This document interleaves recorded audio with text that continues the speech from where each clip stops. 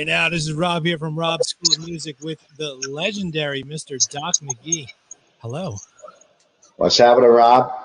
Oh my gosh, it's so interesting because we're a music school and we're teaching, the next generation how to play instruments and things like that. But I always try and stress onto anyone who wants to get into music that there's so much more to it than just being a rock star. The rock stars need the proper team around them to be successful. And I can't think of a bigger manager than yourself. So you are the most rock star manager of them all.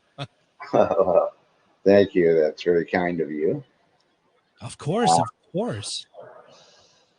Well, I mean, yeah, listen, when it comes time, you need a team of people, around you. But there's so many different developmental parts that people could be just on their own.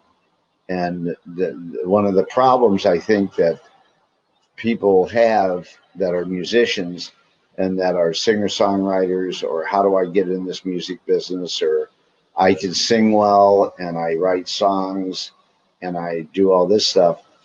And then they look to me and say, what do I do? Okay. It really isn't up to me to tell you what to do, because if you have to deal with what I need you to do, it's going to be a long ass process and it probably will never happen. A lot of it has to just come from you as that inspiration of what you want to show people, what you own, what you is in your heart. And then what I do is I try to empower you to be better at what you do. It's not me telling you what to do. It's me. What I do is come up with things that change your life, opportunities to be on television and in shows and tipping points. I find tipping points for an artist that deserves them. Okay, not just because you're an artist. As people say, oh, I'm an artist, I'm a songwriter. Well, everyone's a bull rider until someone opens the gate. Okay. So, you have to be able to ride the bull if you're in my camp. Otherwise, it doesn't work. So, it's really about honing your craft as what you want to show me. Okay. What you want to show me that you're going to show the world. Okay. What do you bring to the table? What do you bring to the world? Why should anybody listen to you, or why should anybody pay attention to you other than you think you're good? Okay, that doesn't cut it. You know what I mean? And you go, well, everybody says I'm great, and everybody says well, that doesn't work. What works is connection, and connection is only from people believing you and believing in what you do. And then when I find those people that have those connections, not saying they have to be the best artist in the world, they don't have to be the virtuoso of guitar or the best songwriters in the world or anything else. You just have to have that passion and the ownership of what you're presenting. But you can't come to me or Renee Zoff or somebody and say, well, I'm a good singer, what do I do? Because we just say, well, fucking sing. I don't know. What can I tell you? You have to, you have to convince us, or the industry. And the only way you convince us is not by convincing me that I like you, is that I see that people like you, that you connect with people. So if you're a new artist and you say, I really want to, how do I do this? It's go play for people. If people dig it and come and see you, and they're coming to see you, and if you have 10 people one night and the next night you do it 10 weeks in a row and you go from 10 people to 500 people, you're getting connection. You're learning that connection trade. It's not something I can teach you. nor do I want to, because you can't teach people shit. You know, you have to you have to have that inherent passion for what you do. When you see Adele sing, okay, you know that she lives this shit, and Gaga, and you know that Ed Sheeran ran through the field and broke his arm with his brothers. You know what I mean? You know that these artists that are the Dylans of the world and the major artists, and whether it's, you know, the Foo Fighters or whether it's hip hop or whatever it is, they own it. You know, Gaga gets on stage and she owns you. You know that she's the shit. Okay, you're watching this person blow you away, and those are the things that I, you know, because I'm not at you know, fortunately, because I've been doing this a long time and not to I'm not at a local racetrack. Right. I'm at the fucking Kentucky Derby every day. Okay. And I got to pick the horse that's coming in first. Okay, not second. You know, not everybody gets a fucking trophy here for participating. Okay, only the good people, only the greatest can do this.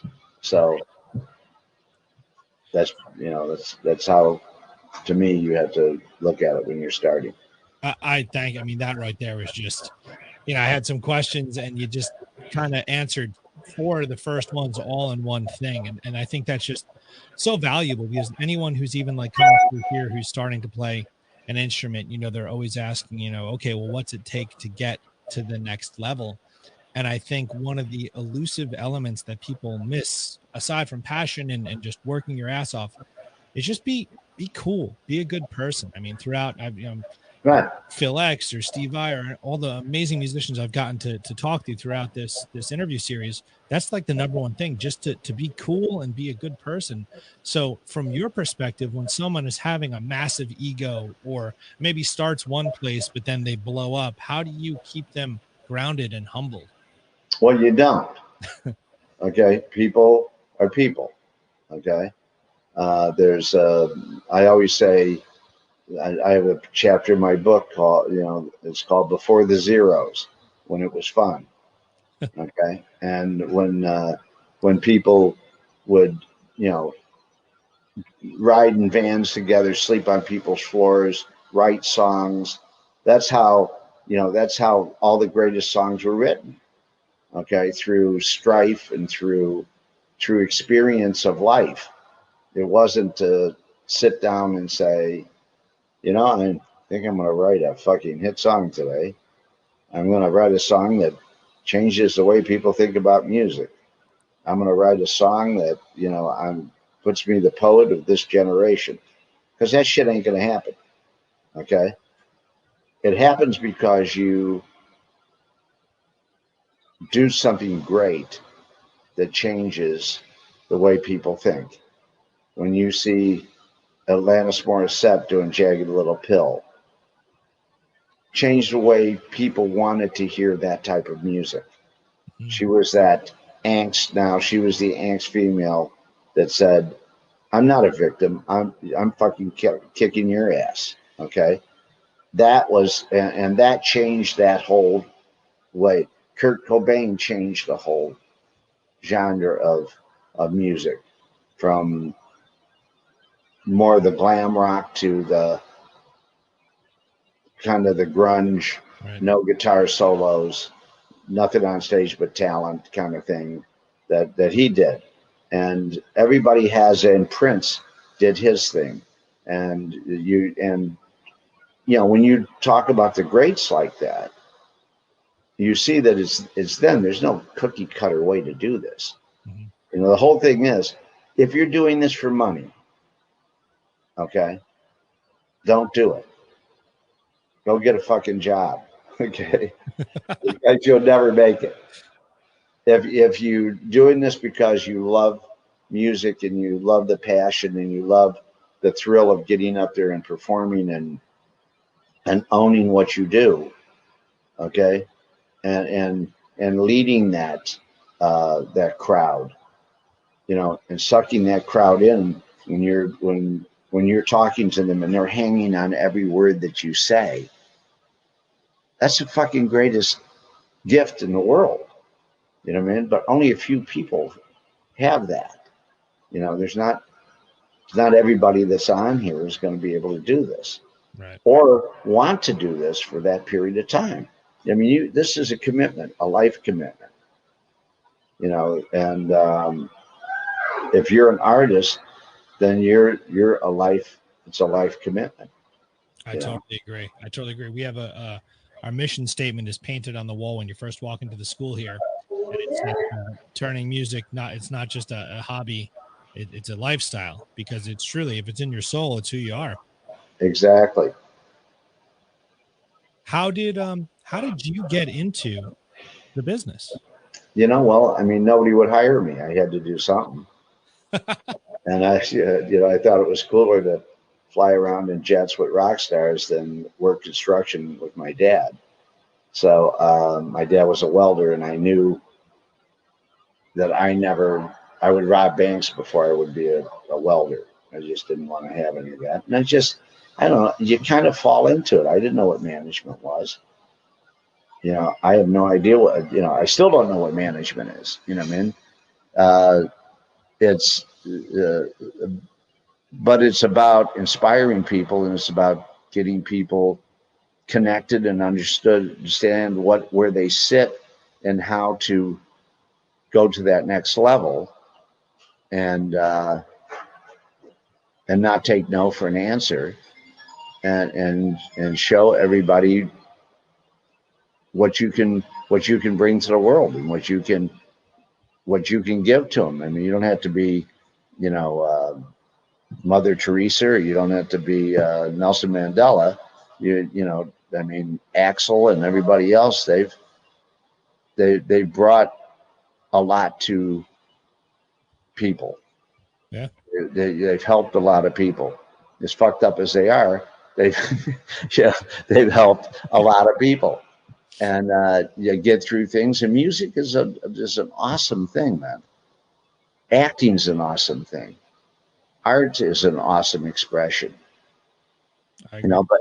And the ones that own it and roll it are the ones that succeed. That's all. I mean, speaking of, people who own it, I mean, just looking at so many acts that you've worked with throughout the years, but to be, with Motley Crue, from Shout at the Devil through, Feel Good, they're just amazing that period of time. Saying Bon Jovi through the self-titled, through New Jersey, this sweet spot from their, early 80s to the early 90s, music was such a different animal back then, and they were truly mega bands. So Yeah. What lessons did you learn along the way I mean, those are, especially with the Crue guys, those are some epic personalities. But something, it's funny, because as crazy as they are, and were, they knew their place. You know what I mean? All they were supposed to do is fucking go out there and kick everybody's ass. That's all they needed to do. They didn't have to be politicians. They didn't have to sit and talk about, all of a sudden they sell 50 million records, and now all of a sudden they're telling who should be president of the United States and who's running for governor. And no, they didn't do any of this shit. They didn't even talk to any radio people the entire time I managed them. Wow. Never. They barely talked to the record company. As a matter of fact, I wouldn't let the record company talk to them, just because Motley would have tortured them. So it was easier to just keep them out.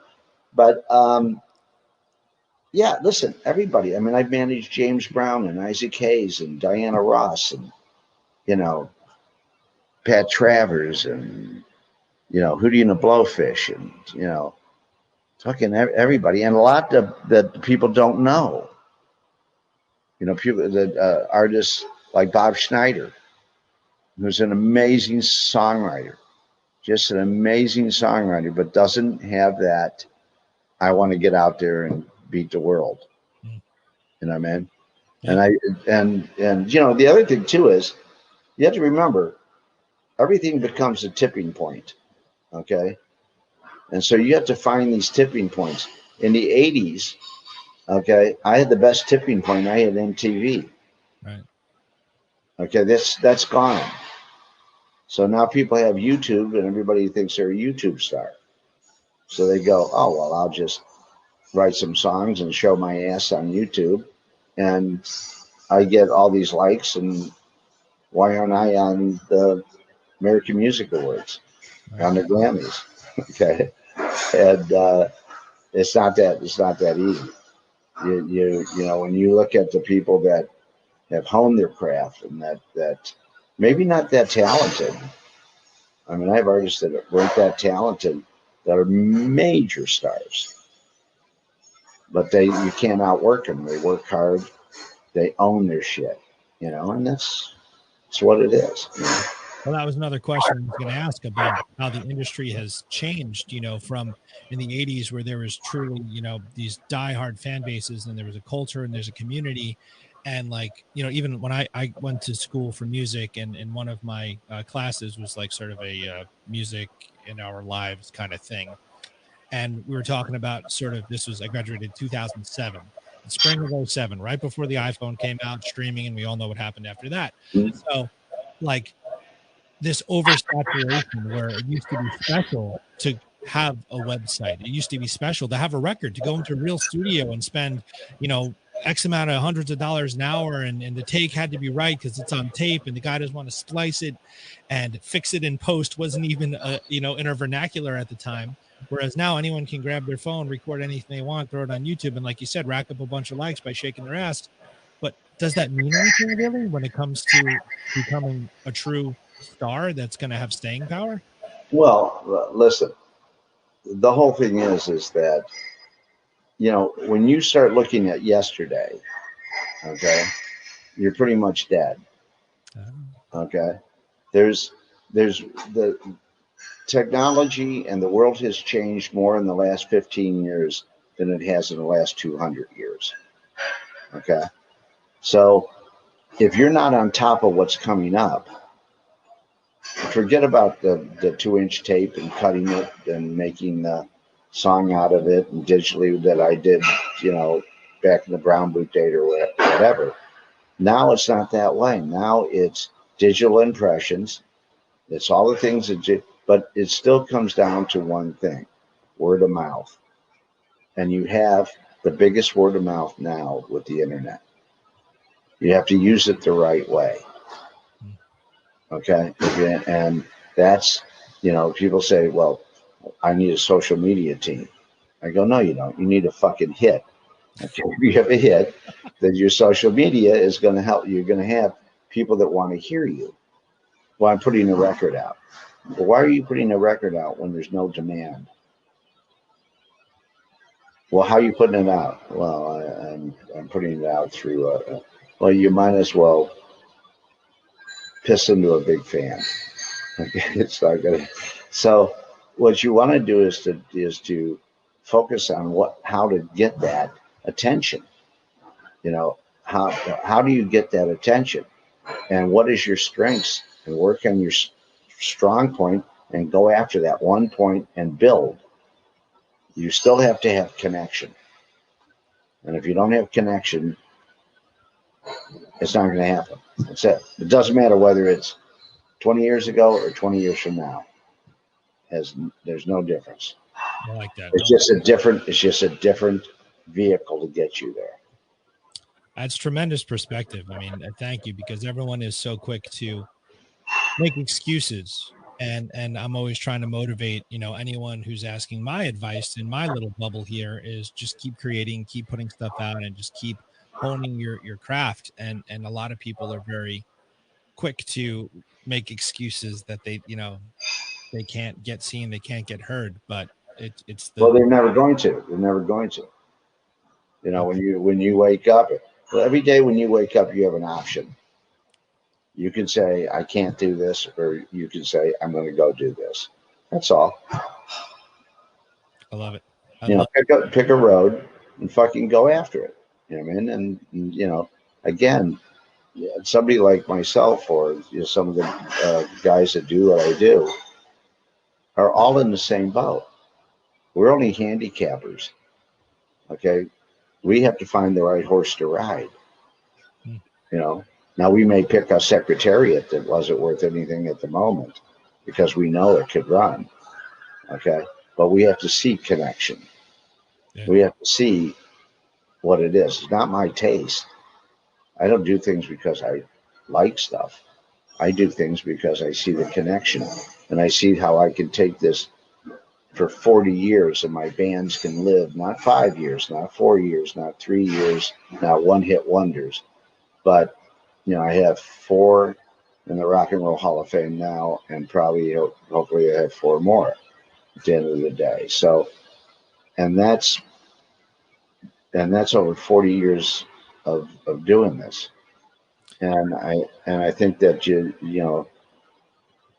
that's just what I do. I mean, it has to be focused in that, and you have to be on that same path. You have to be on that same wavelength. I think it's so inspiring, and in prepping for this. I mean, I for me personally, it was the series Behind the Music, when Behind the Music was on, and then all these bands that I'm like idolizing, you're just omnipresent across the board, and I'm like, wow, and this is the one I was playing guitar, I had bands, but I had no aspirations of owning a music school, touring, any of that. But it just stuck in my mind that, wow, this one person seemed to have his hand in so many different bands. And the fact that, just one of them would be in the Rock and Roll Hall of Fame, but 4 in, more on the way. That's so incredibly inspiring, And it's not planned. Right. I don't say this, I'm going to do this, or, you have to go do shit. You just have to put your head down and say, I'm going to do it. And you every time you fail, you learn a little bit more. I have a bunch of questions about sort of day-to-day stuff, but there's just one big question from a specific student, a huge Kiss fan. We're all Kiss fans here. Mm-hmm. So I guess 95 is when you started with them. I guess that's when they put the makeup back on. And it's been one hell of a ride since then. I saw them 2 times on this farewell tour. I took my son to go see them for his first concert ever, lost his mind. I think David Lee Roth is killing it as the opener. Great choice there as well. But for something with so much weight to it, here is just a mega band, walking away from it when this is said and done. There's all the rumors about, is Ace going to show up? Is Vinny Vincent? Blah, blah, blah. Like, how do you just keep a lid on all of that and just in one breath keep the hype going, but at the same time make sure no fires get too big that they get out of control? Well, that's what I do. So it's and all the things are possible. We never say never about anything. Okay, we just know that we want to give the people the best show in the world to go see. And my philosophy for all my bands have always been, if you're the very, very best at what you do, people will come and see you. And if you're not, they will go see the very, very best. Fucking simple. So what do we do at KISS? We do a show that whether you like KISS or not, whether you're a KISS fan, whether you know one song, you want to go see this show because it's an amazing, entertaining show. So, and KISS is Cracker Barrel. Okay, they have 4 generations that come to eat at our house every day. Wow. Okay, and so, and we cherish that, and we're very good to our fans. We try to be. We try to give them. I think we give them the best meet and greets of any bands that ever has been around. They have access in a world that has no access.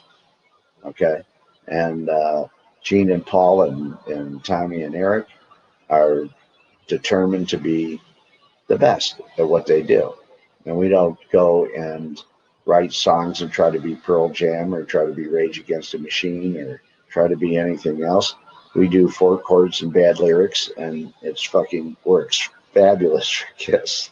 Okay, and we blow shit up, and it's a great, and the collectability of Kiss and the aura around Kiss is monstrous.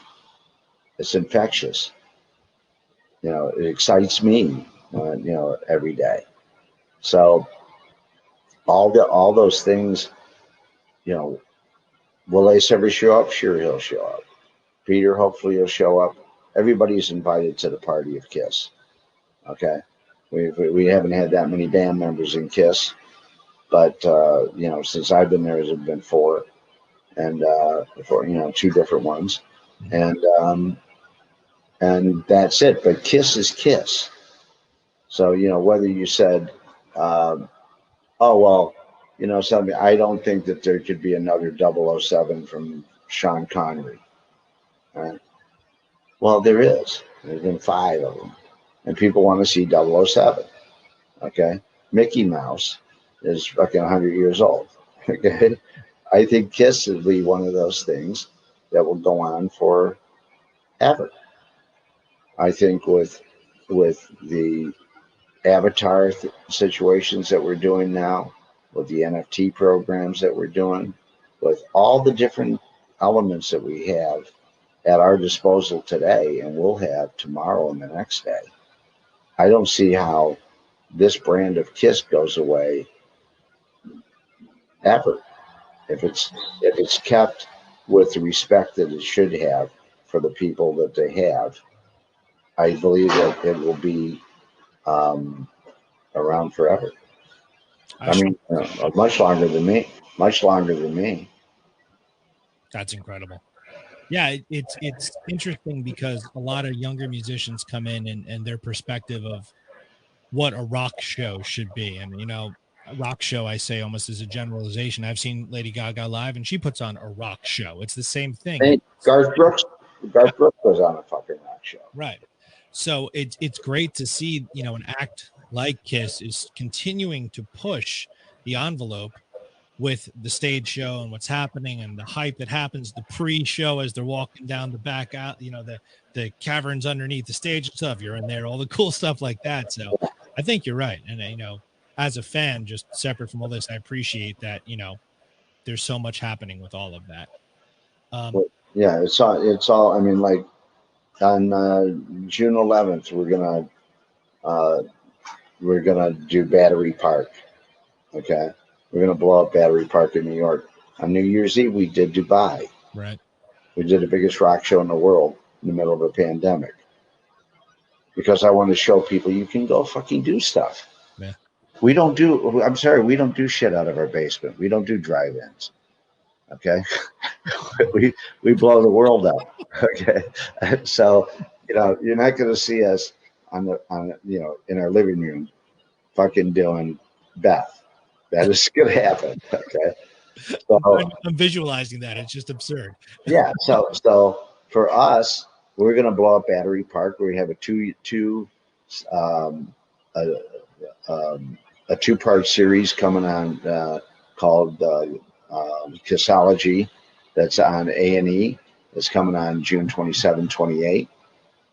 We have our Dubai show and our documentary coming at the end of July and August, and we have our touring that we're going to kick up in August, and Australia and our cruise, and we're going to have a lot of fun for the next 18 months. And then at the end of this segment of Kiss, Gene and Paul will retire as the touring part of Kiss. Right. And where that goes from there, we don't know yet. We don't plan anything more than 6 months ahead of time. Well, it's cool too. I mean, just the overarching family element of it. I mean, I've interviewed on this series Bruce Kulick and Todd Kearns, and they're still, you know, within that with the Cruise and ex-member with Bruce and stuff, and just, you know, the passion across the board. It's just infectious. So I'm excited to see the future. Listen, it's great to have a diversity of artists that you and nowadays people have more of that. Mhm. You know, people will listen to country and will listen to hip hop and listen to R&B and listen to Ed Sheeran and they have, because you can listen to them all, because you don't have to go buy it, you don't have to go get it, you don't have to get your brother's shit, you don't have to do any of that stuff. All you have to do is be on a platform that you can listen to whatever you want to. So people listen to all kinds of music, and the things that inspire people, they go see. Okay. From the management side of everything, how did COVID, I mean, I'm sure maybe it's self-explanatory, but how did that affect your planning? You know, because no one knew what to plan a year ago. No one knew what was coming. It's, you know, something that's it's happened to everybody. It's just like what you. I'm in. I don't have a crystal ball. I never did, and so all I did was move everything to 21 at the time, and then moved a lot to 22, way ahead of everybody. So I could hold dates a year ago for 22 because everybody's going to be out there. Right. So you have to get to Friday nights and Saturday nights when you can, and that's why people pick me, because I do shit like that. But it's all kicked up, and I want to be out there.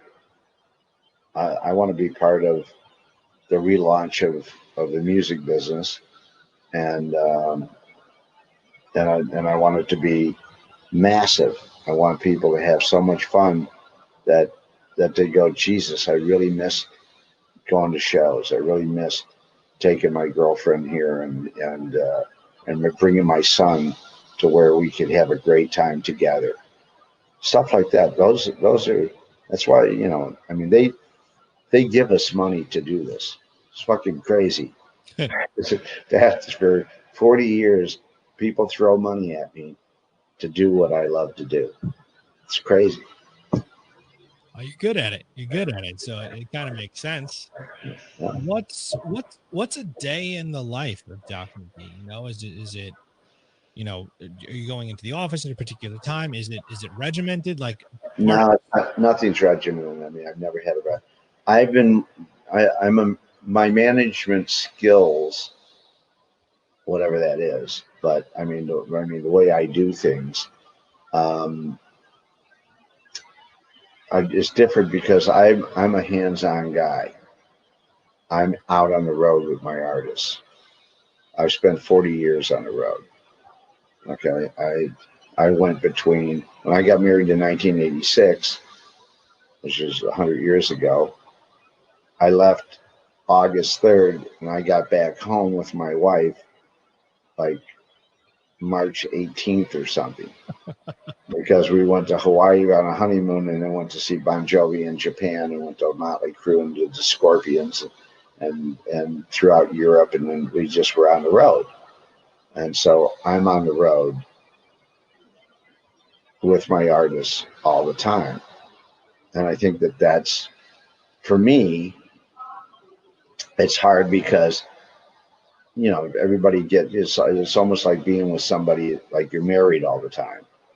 It's hard to keep that relationship when things get sour and sick and all that stuff, and you're in people's things. But to me, I'd rather be out there and put fires out and know what I'm doing and look at an artist and say, "What the fuck are you doing up there?"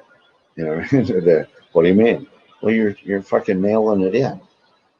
You know, I mean, if you're gonna mail it in, go home, because you're just hurting yourself here. Don't and I want to be there to be that person that's not the enabler, that's not there to fucking pat somebody on the back. It's to empower them, but stay on their shit.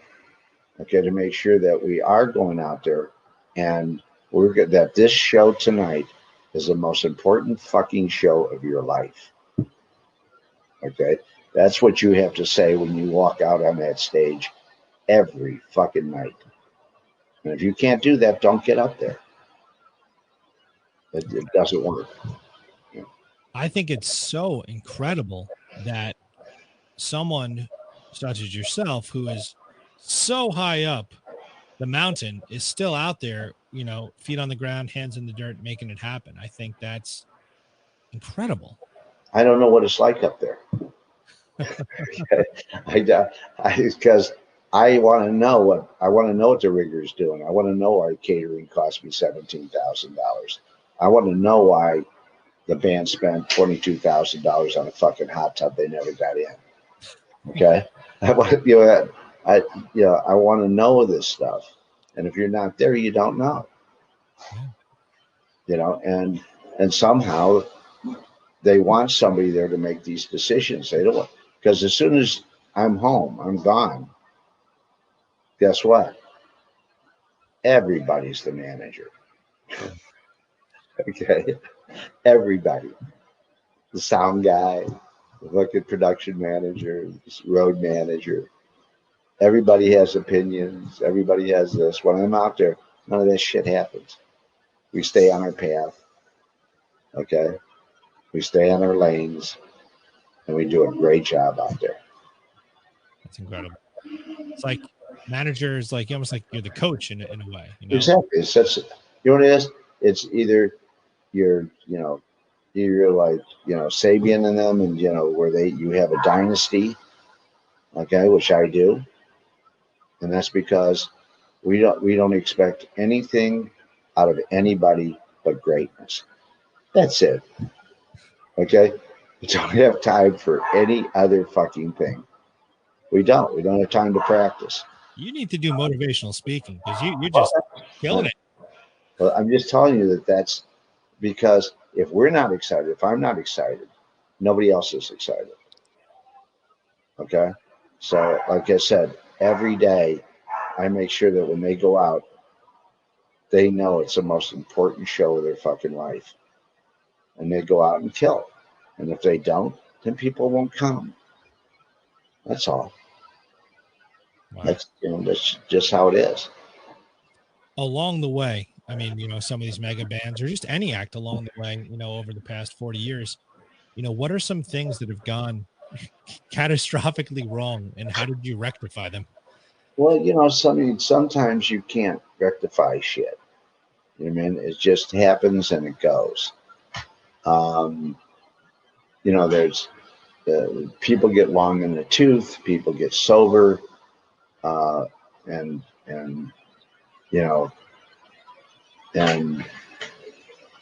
they don't know how to act sober, and now instead of just being an asshole, they're a sober asshole.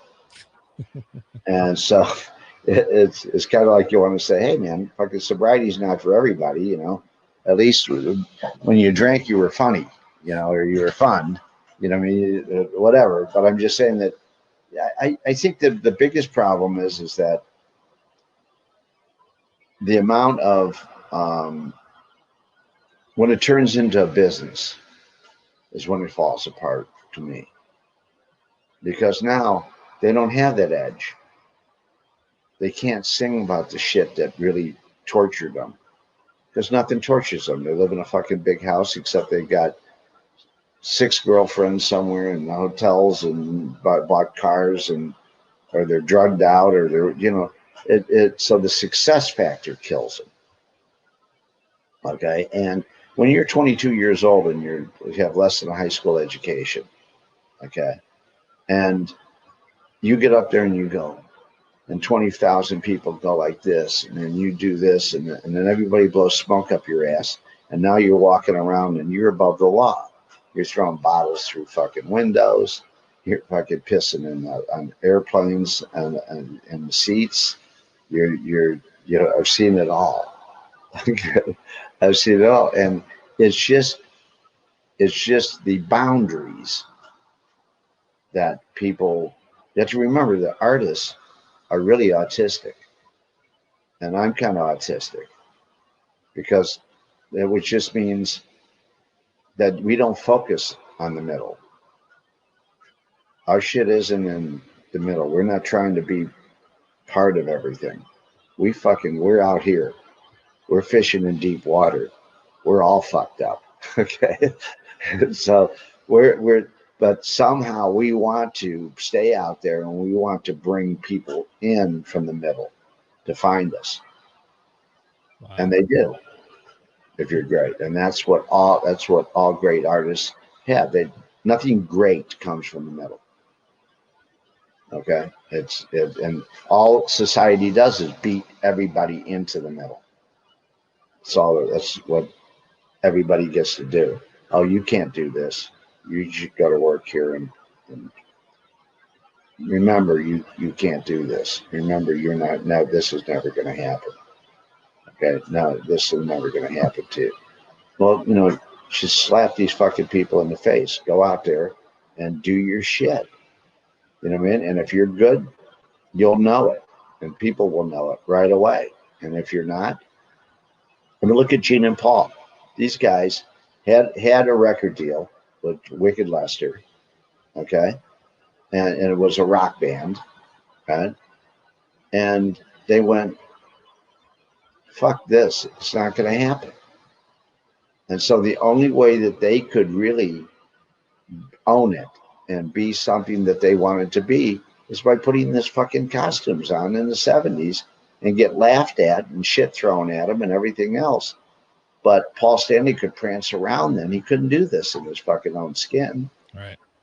Gene couldn't waggle his tongue and do all this shit and be the monster because he loved karaoke. I mean, not karaoke. He loved the art of kabuki, and he loved Boris Karloff, and he loved all the demon shit. And so he was the demon. You know what I mean? When Bill Corn said, okay, who's going to blow fire? Gene thought somebody said, who doesn't want to blow fire? And he raised his hand, and they said, okay, you're blowing fire. Okay, so because their theory was, we want to be the band that we wanted to go see. And what do we have to do? What we have to do to make ourselves go see us? And it was to have these characters and come with their own. And it just came natural that now they could be that space ace and the cat and the demon and the star child, and that now they can be that person. And so that's what Bowie did.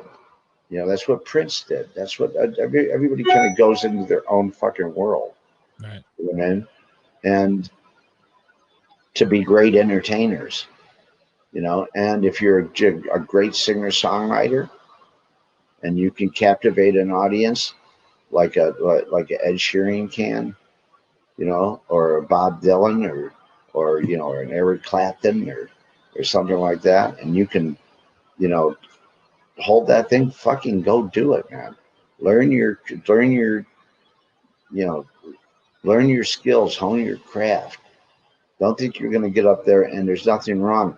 There was a band 2 years ago I wanted to put on a Kiss tour, and they were about to blow up, and they were a young band, and I called the manager and I said, I want to put them on a Kiss tour, farewell tour. Oh, we're going to go headline ourselves. I said, do you know what you're saying? I said, do you know what that's like? That's like playing basketball in your driveway, making some baskets and say, I'm going to go play in the NBA. You're going to get your ass handed to you. You're going to compete. You're going to go out there and compete against Kiss. You're going to compete against AC/DC. You're going to compete against fucking Van Halen. You're going to compete against Rage Against the Machine, the Muse, the fucking best band, U2, the Stones. You're going to go Kid Rock, that fucking own this, that Bon Jovi that knows this shit, Motley. All these bands will eat your ass up because you don't even know. People don't even know 45 minutes of your music. But you have a buzz, so you think you're going to go out and you'll do business.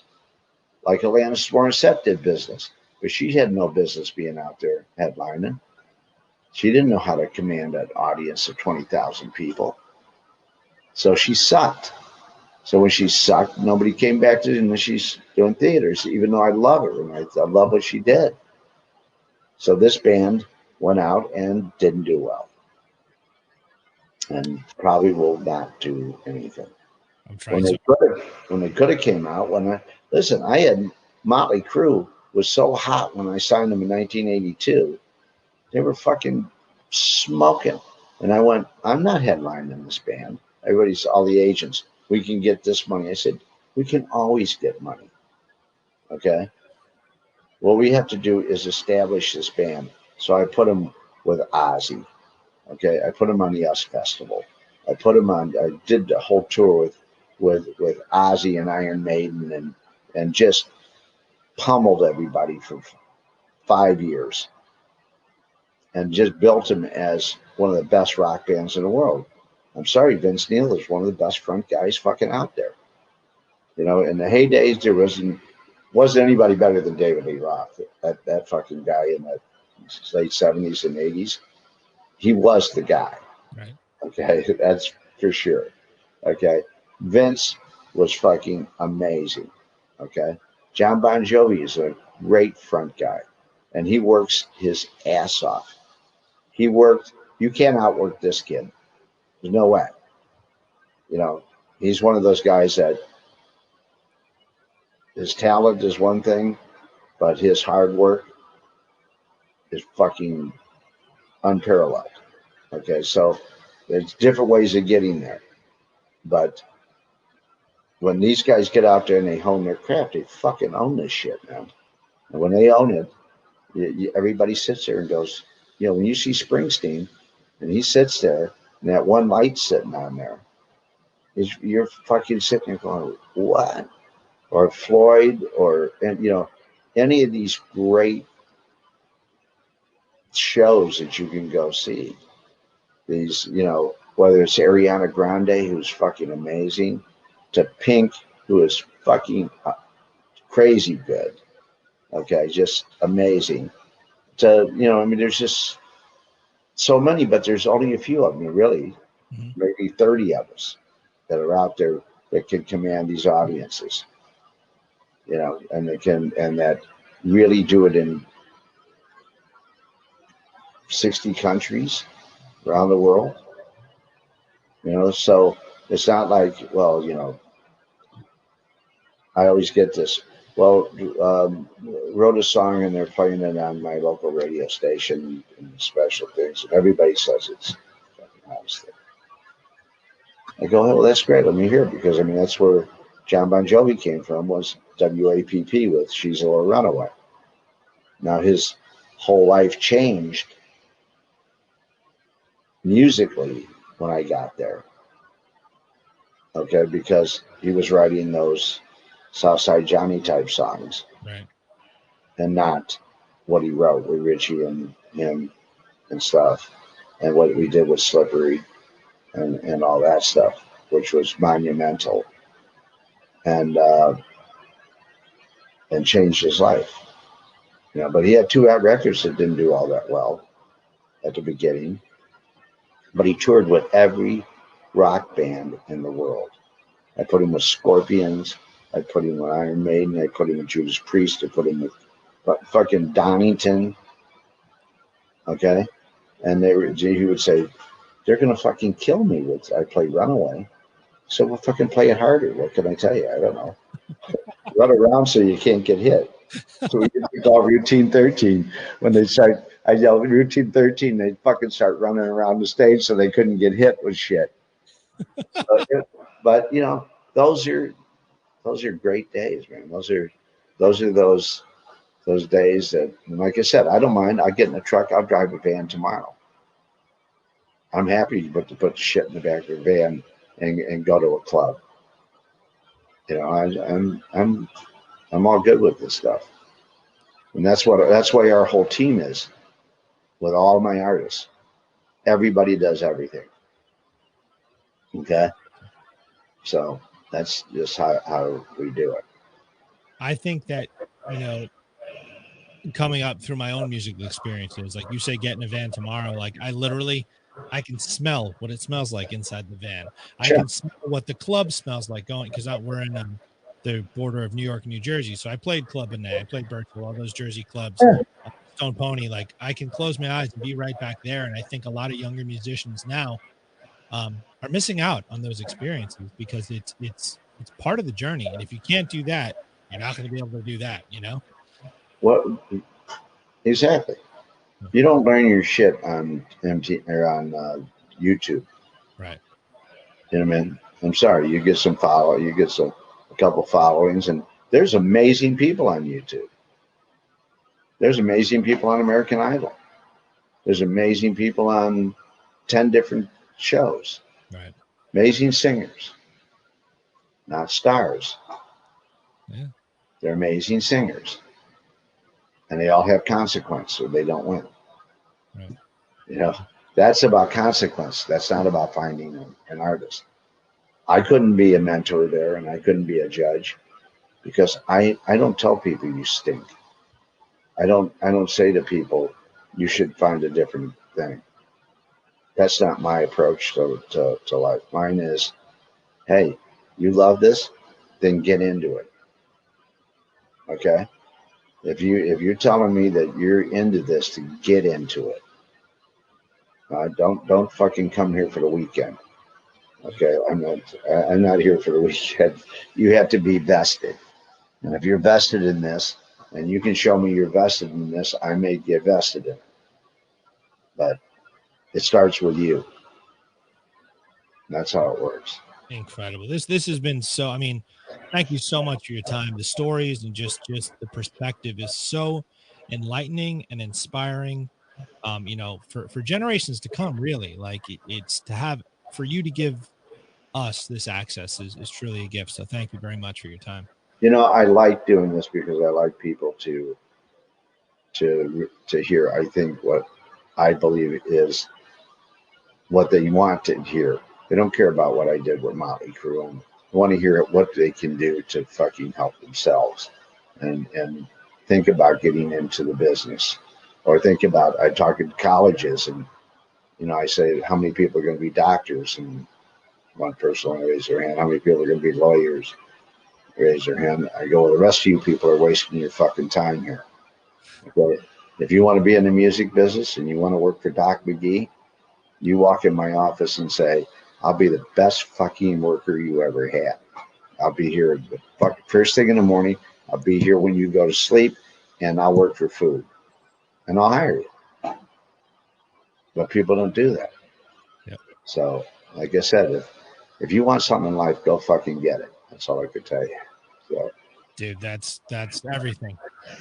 You know, in the back of my mind, I'm trying to guess which band that was that turned down the Kiss opening gig. I'm sure you can't say it, but I have an idea.